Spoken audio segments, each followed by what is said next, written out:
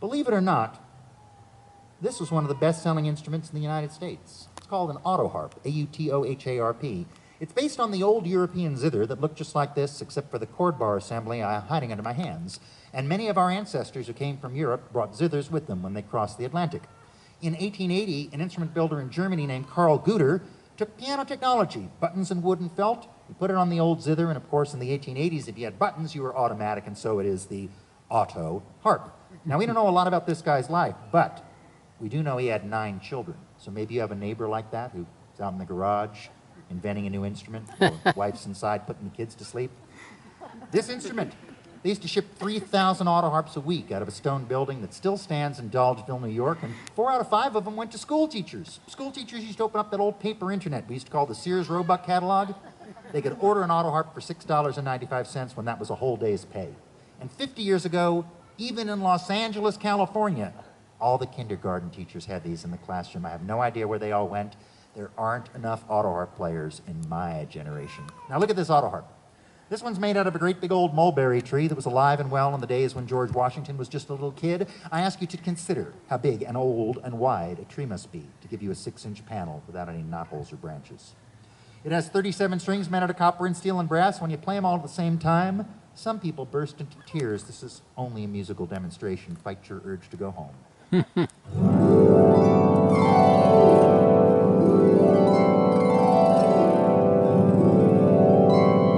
Doesn't get too musical till you push down one of these buttons. Then it stops every single string from ringing except the 3 or 4 you want to hear to make a given chord like this. Much prettier.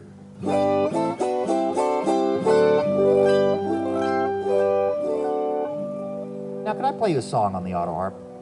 Any song becomes a folk song when parents pass it on to kids at bedtime, from one person's mouth to another person's ear. And this song didn't start as a folk song.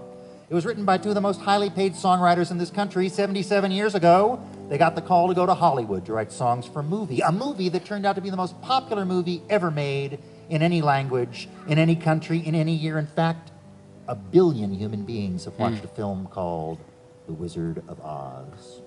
And in the movie The Wizard of Oz, there was a little girl named Dorothy. So Harold Arlen sat down at the piano and wrote this melody 77 years ago, and a decade ago it got the award for being the song of the century. With your permission, I'll play it for you on the Autoharp. Harold Arlen, Somewhere Over the Rainbow.